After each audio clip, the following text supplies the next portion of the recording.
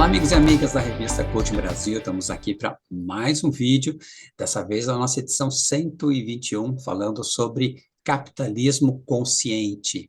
E hoje nós vamos conversar com uma autora que participou desse nosso dossiê, vamos falar com Sarah Hills. Sarah escreveu o nosso artigo intitulado Capitalismo Consciente, o progresso e sustentabilidade da empresa familiar. Então, vamos falar muito sobre esse universo muito interessante da empresa familiar. Seja muito bem-vinda, Sarah. É um prazer estar com vocês. E esse tema é intrigante e importante para o mundo. Então, eu fico muito feliz de ter contribuído. Muito obrigada pelo Muito espaço e bom. tempo. Sarah, nós temos uma tradição aqui na revista. Sempre que conversamos com nossos autores, a gente tem uma primeira pergunta. E essa pergunta todos têm que passar por ela, tá? É uma pergunta muito fácil, a resposta também será muito fácil. Preparada? Preparada. Sarah, quem é você? Preparada, mas é difícil essa pergunta. Não sei se eu sei exatamente. Então, olha o básico. Eu sou americana, então, e casei com um brasileiro faz 27 anos. Então, eu acho que isso me define um pouco esse mundo bicultural, né? Que de fato eu comecei com isso lá em Califórnia. Eu nasci em Califórnia e fui para Kentucky.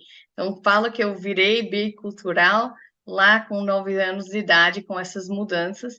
E eu sempre gostei dessa diversidade das pessoas, das culturas. Tenho 2 filhas, adolescentes.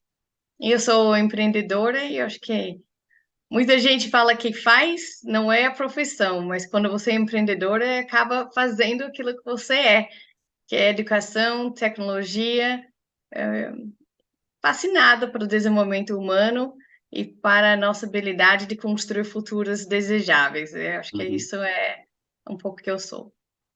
Muito bem. Fora tudo isso, Sarah, quem é você? Então, um mero, um mero, um mero carbono andando na Terra, não é? Não tem grandes coisas, não. Um carbono cheio de dúvidas, procurando formar um mundo melhor. Isso. Eu tenho um amigo que fala, Sara, se você quer mudar o mundo, dá para você tirar férias, porque quando você volta vai ter mais trabalho. Com certeza. Muito bem, Mas muito talvez bem. isso, eu sou uma pessoa que eu falo, eu tenho uma palestra que eu falo que eu gosto de problemas. Hum, Não que eu gosto, eu enxergo problemas, e aí meu trabalho é ver se as outras pessoas concordam que isso é um problema ou não, e que se nós deveríamos mudar. sim, muito bem. Então, é isso. Muito bom, Sara. No seu artigo, no começo dele, você fala um pouquinho sobre como que o capitalismo consciente é algo novo no mundo e que ele veio para transformar um pouco essa visão de curtíssimo prazo que o capitalismo tem para a gente ampliar um pouco essa visão. Queria que você falasse um pouco sobre isso dentro da organização familiar. Acho que o que nós normalmente falamos quando fala de empresa familiar é uma coisa. Quando fala de família empresária, nós estamos falando de famílias que aprenderam a gerir negócios, operações e tomar decisões juntas. Uhum, Então, quando estamos falando de uma família que começa a olhar a empresa como algo que vai ir de geração para geração, ela tem uma visão no mais longo prazo. O que estou entregando de valor? Valor para quem? Eu quero ficar aqui mais. Normalmente você fala de um fundador que fundou no seu próprio território, sua cidade, seu município, quer fazer algo perto de onde tem valores ligados. Então, eu acho que a empresa familiar tem um olhar diferente para aquilo que é o crescer. uhum, Agora, se compare isso com o capitalismo, talvez mais tradicional, de ações em bolsa, livre, sem dono, onde todo mundo está querendo investir dinheiro para um retorno, e um retorno de alguém que eles desconhecem a visão a longo prazo, estão uhum. sempre olhando retornos mais curtos. E, na medida que a tecnologia melhorou com a informação e comunicação, esse mercado ficou mais nervoso. Então, as pessoas agem sobre uma empresa ser boa ou ruim, às vezes com retornos trimestrais ou alguma coisa que acontece no jornal, altos e baixos dessas ações. A empresa familiar tende a ter mais controle do patrimônio das ações e consegue, com isso, ter um pouco mais de sustentabilidade e menos nervosismo nas decisões. E além da visão mais de longo prazo do que eu estou entregando para a próxima geração. Maravilha. Sara, eu já conversei com vários autores, né, que participaram desse nosso dossiê, e cada um traz um recorte diferente. Para você, tem uma pergunta que eu quero te fazer, que tem a ver com o seu texto, que é a importância de se redefinir o que é sucesso. Sim. Eu acho que o redefinir sucesso também tem a ver com o tempo, não? O sucesso quando, não? Além de que é um sucesso somente financeiro, você tem os riscos de reputação, de imagem, e você começa a falar de valores intangíveis. Que valores intangíveis que nós temos?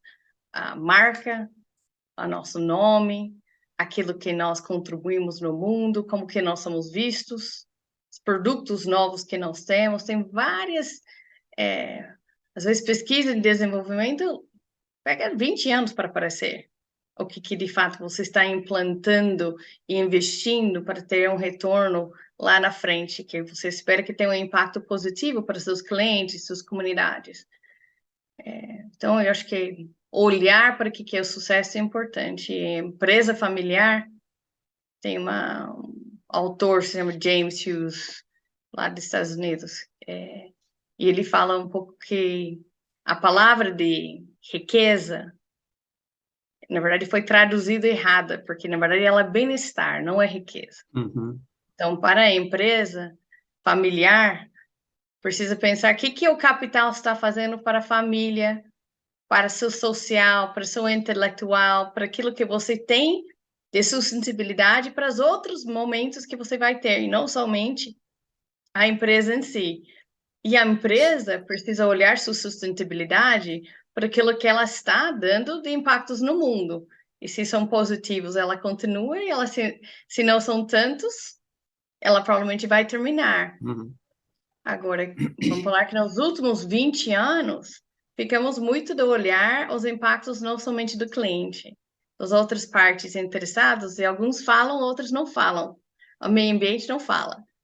Ela pode ter um ONG, OSC, que fala o nome dela, mas a perceber que precisa cuidar disso, tem que ter um olhar de longo prazo, e onde que isso vai, tem que medir, tem que acompanhar, e hoje está mais comum de você mapear todas as partes interessadas que você tem impactos e trabalha com isso para melhorar o que é que você está trazendo de valor como todo, e não somente a riqueza gerada nem o produto dado, mas o todo que você está fazendo. Então, isso é um trabalho que temos feito ao longo dos anos e melhorando sempre, não?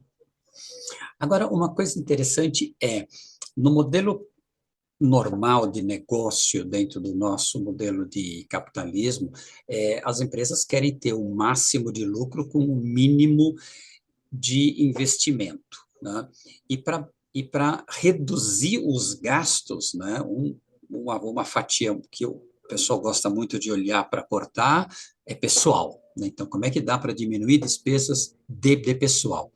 Eu participo de vários grupos de recursos humanos e todo dia alguém posta alguma coisa lá relativa a como diminui custo em folha de pagamento. Então, quer dizer, como é que eu pago menos para uma pessoa para conseguir tirar mais dela e conseguir aumentar o lucro do negócio? Como é que você vê a mudança de mentalidade que precisa ter? Porque nós ainda estamos mergulhados nesse modelo de explorar, explorar, explorar. Eu acho que concordo, eu acho que tem um pouco disso de pensar em como que nós podemos ter mais eficiência. uhum, Como que nós conseguimos fazer mais com menos? E muitas vezes a custo Brasil, o custo da mão de obra, ela é pesado para as empresas, pelos impostos, para tudo que cai em cima. uhum, Então as pessoas olham isso nas despesas, os custos, e falam, ah, é isso que está me atrapalhando. uhum, Mas tem um outro olhar, que talvez essa pessoa, como conseguir que nós desenvolver as pessoas para ser mais produtivos também? E aí, falar que produtivo, isso é explorando? Não. Se a pessoa queira fazer algo interessante, ela tem seus talentos, seus potenciais, e ela consegue crescer isso. E canalizamos isso com missão, visão da empresa, isso é tudo que todo mundo deveria querer. E uhum, querer como desenvolver isso para uma estratégia que traz resultados.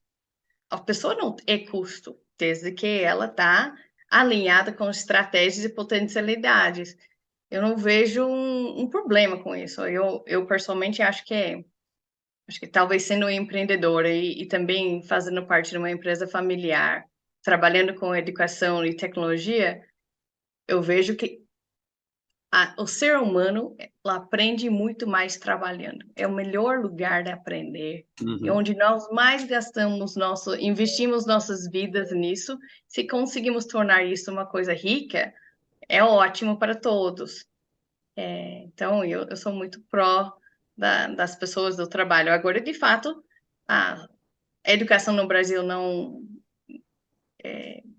As pessoas não chegam prontos, as empresas precisam investir nessas pessoas para tornar eles, de fato, capazes de fazer uma grande diferença na empresa, na comunidade, e faz parte. Você traz do seu artigo uma visão que talvez muita gente não tenha, né? De que as empresas familiares representam 2/3 de todas as empresas existentes, contribuem com mais de 70% do PIB global e são responsáveis por 60% dos trabalhadores no mundo.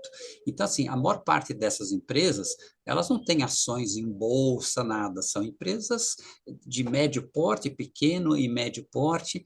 Como é que essas empresas podem praticar um capitalismo consciente, ampliando essa visão para todos os stakeholders?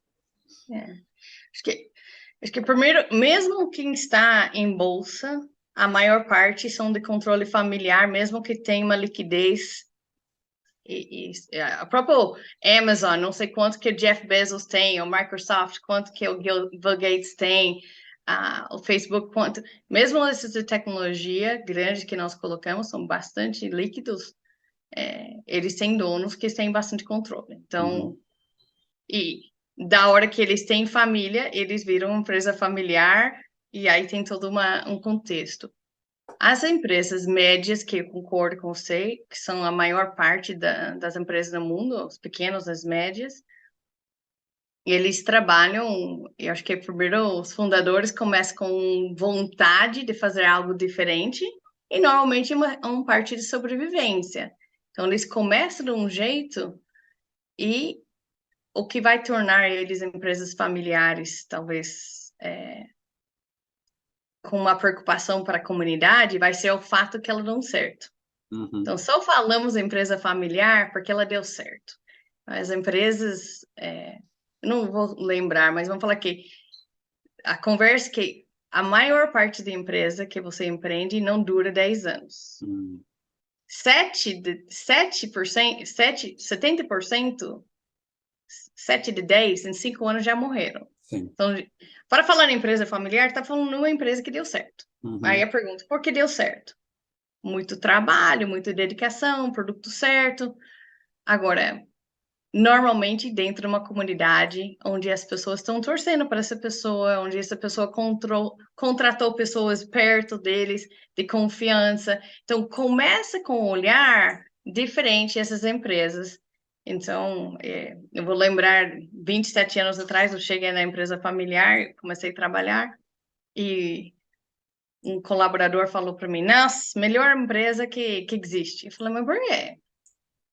Curioso, não? O que era a visão? Ele era eletricista, mas é um cara de bastante confiança, tinha vindo. Ele falou, porque nunca atrasou o pagamento. para mim, como americano, isso era assim, o mínimo, O óbvio, é.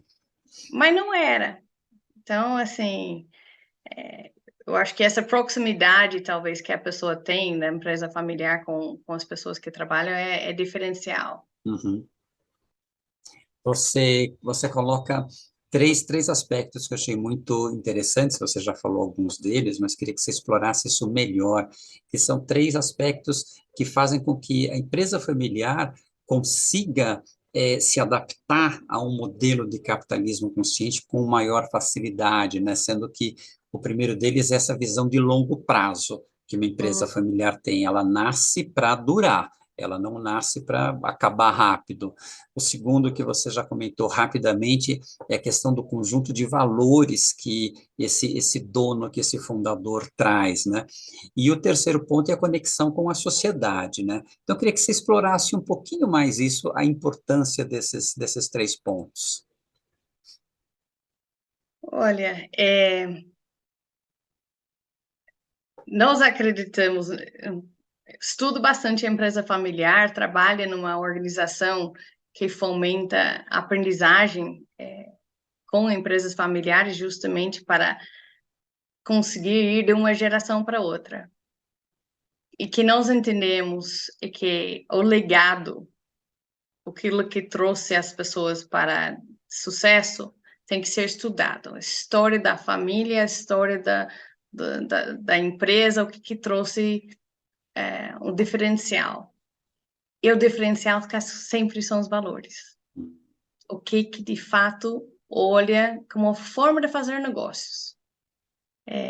Se tem realmente honestidade, uma preocupação com o outro, muito trabalho normalmente, união da família em dificuldades, então não jogar o persistir.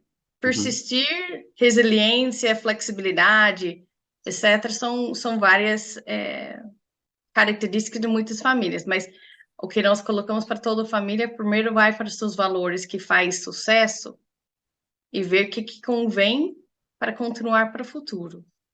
uhum, E eu acho que esse é outro lado que tem com a empresa familiar, que é natural que vem uma nova geração com novos olhares, que critica, que fala, e é em casa.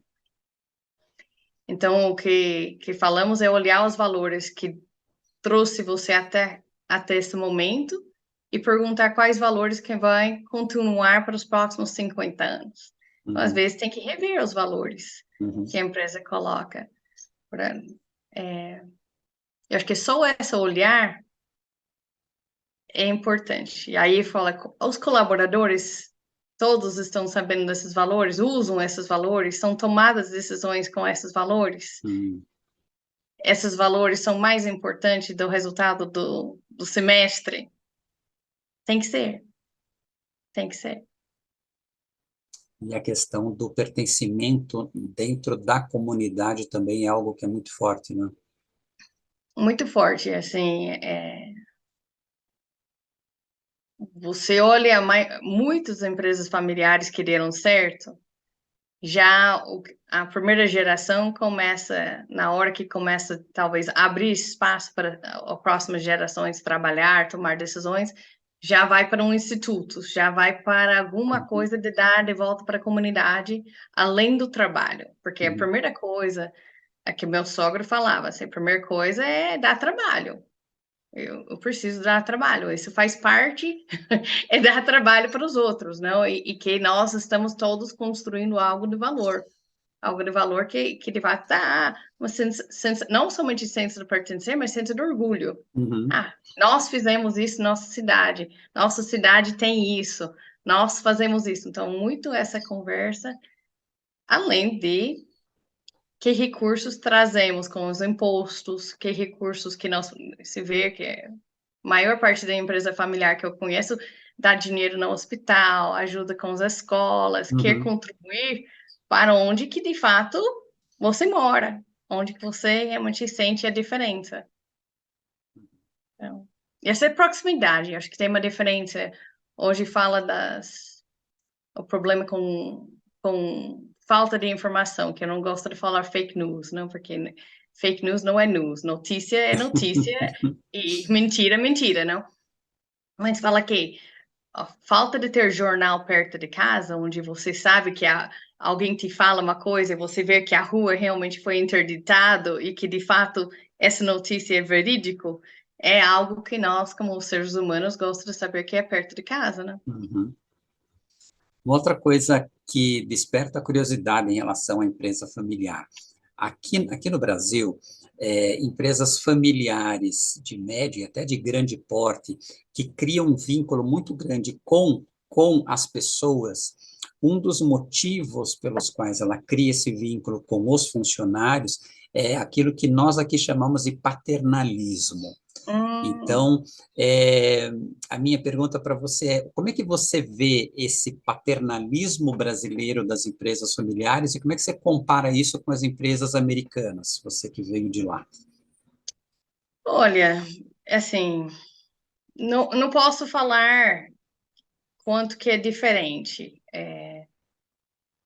Meus pais também tiveram empresa e também se preocupavam com as pessoas que trabalhavam com eles e sentiam uma responsabilidade mútua Uhum, sobre um ambiente de trabalho, o que está dando certo em casa também. Na medida que a empresa cresce, isso fica diferente. Agora, exato. aqui em Brasil, eu acho que existe uma responsabilidade, especialmente dependendo do colaborador, ou instruções e aquilo que tem de rede de apoios de segurança, de saúde e principalmente, existe uma necessidade de apoiar. Eu acho que isso, na falta de algum sustentabilidade das pessoas, a empresa acaba entrando. Então, talvez isso aumente o paternalismo nesse sentido, que começa com cesta básica. Nos Estados Unidos não tem cesta básica. Nos Estados Unidos você não se preocupa de vale transporte, Uhum, a pessoa chega para trabalhar, é problema da pessoa. Você paga a pessoa, ela compra a sua comida. Então, esse tipo de apoio, ela não é necessário nos Estados Unidos. sim. Agora, ela é necessária aqui de tradição por causa da inflação, por causa de impostos altos sobre o folha tem um base muito alto sobre imposto, que você dando comida tem menos imposto, menos Hum, encargos. Então, temos várias coisas aqui, não por paternalismo, é para conseguir realmente fazer uma composição que a outra pessoa aceita e quer repartir, governo, empresa e o colaborador. uhum, Então, eu acho que nasce um pouco por isso, mas agora, paternalismo para mim, não sei, eu acho que isso é uma questão de quanto que nós estamos desenvolvendo as pessoas, não somente para a nossa empresa, mas para qualquer empresa. A uhum, pessoa não é da empresa, ela tem sua própria identidade, e nós apoiamos a pessoa quando ela esteja conosco, não? Por mim, é paternalismo quando começa a achar que essas pessoas são posse, quase. Isso não, essa é outra coisa. Legal.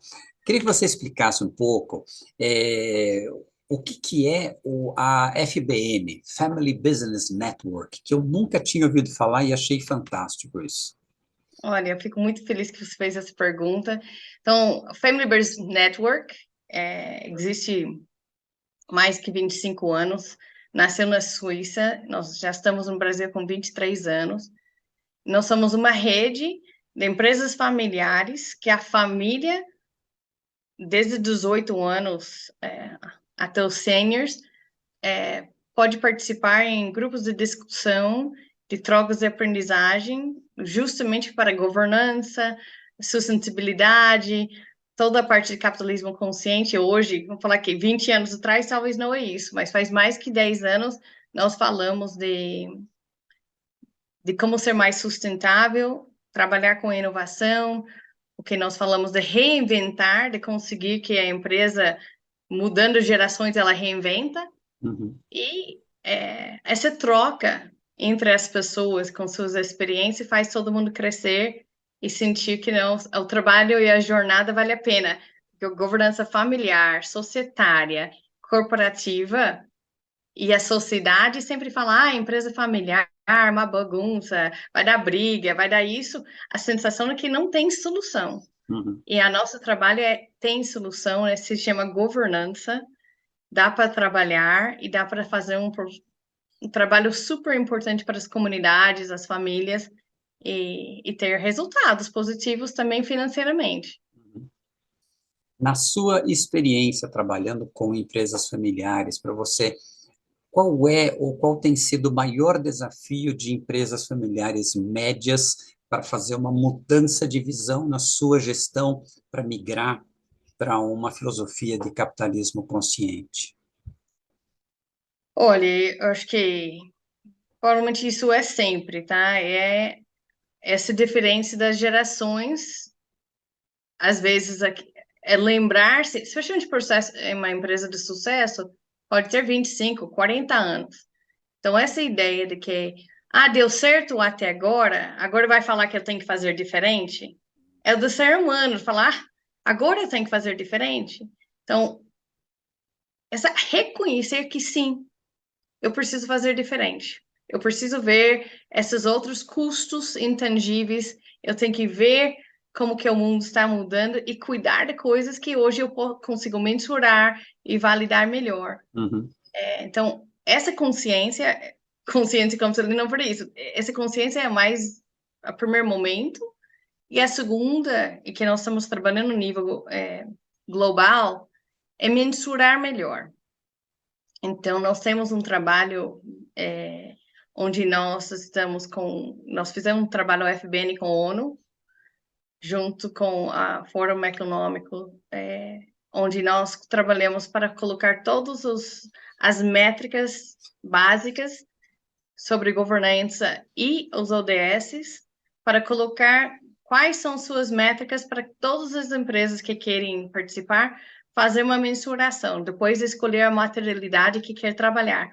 Mas depois da consciência, muita gente fala, mas eu já faço bem para a comunidade.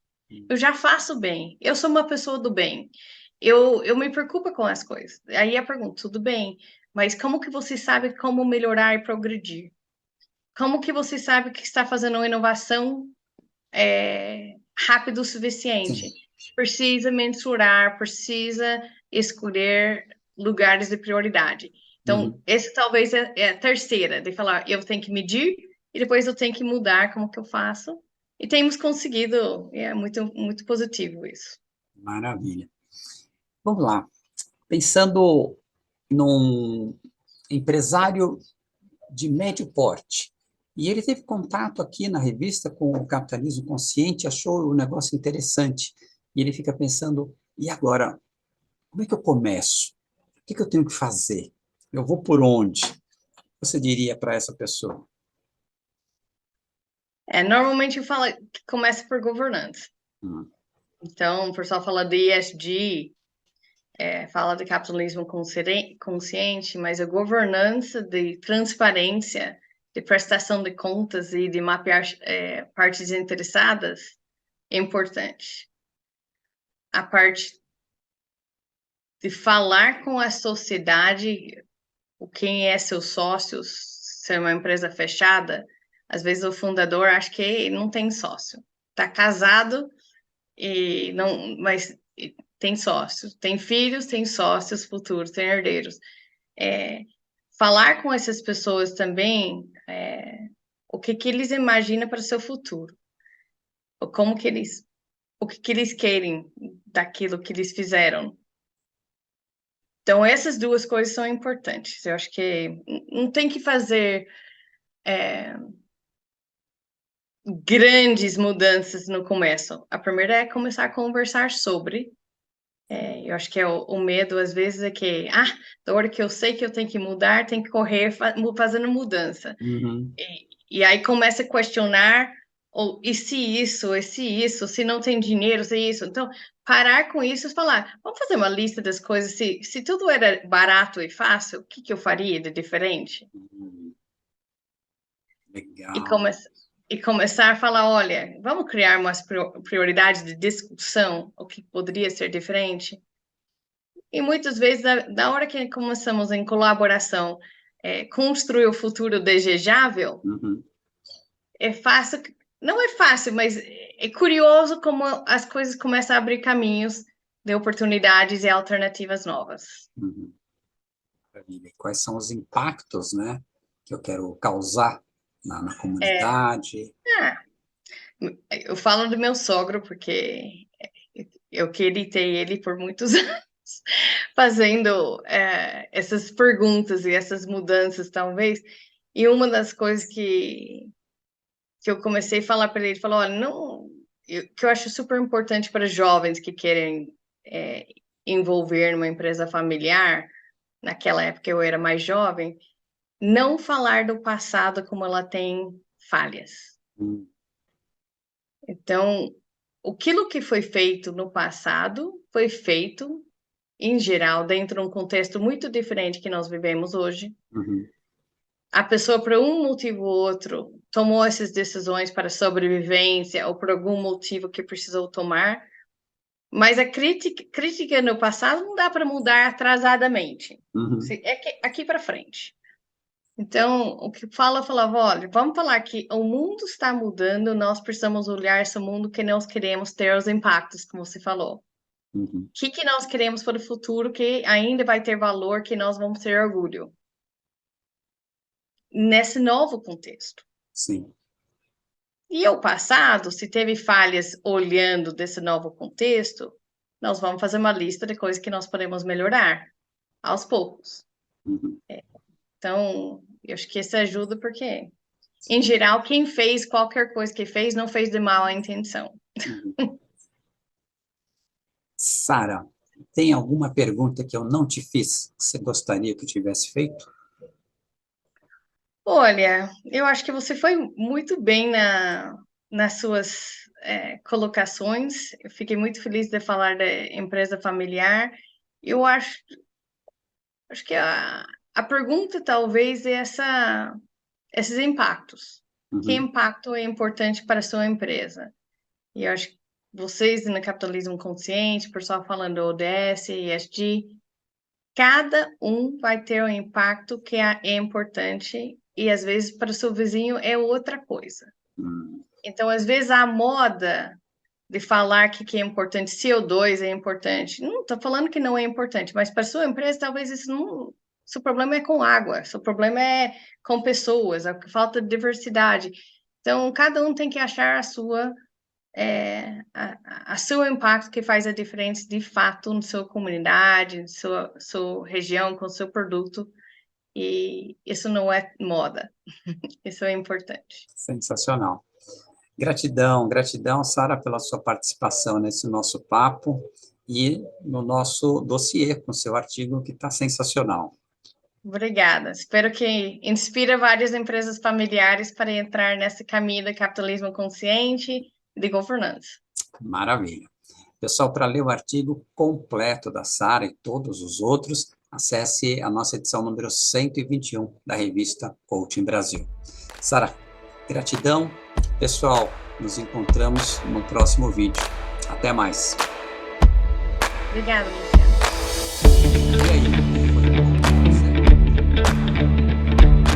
E aí, gostou desse vídeo? Se esse vídeo fez sentido para você, a reciprocidade que eu te peço é você curtir esse vídeo, deixar um pequeno comentário e compartilhar esse vídeo com outras pessoas que também, assim como você, se interessam pelo desenvolvimento humano. Inscreva-se no nosso canal para receber mais atualizações sobre novos vídeos que estamos fazendo. Se você busca conteúdo de qualidade sobre desenvolvimento humano, considere assinar a revista Coaching Brasil. Estamos há 10 anos no mercado, 121 edições, muitos temas que vão agregar muito valor à sua carreira, ao seu pensamento, às suas reflexões. Venha conosco. Como assinante premium, você pode acessar todas as nossas edições e você paga apenas R$ 29,90 por mês.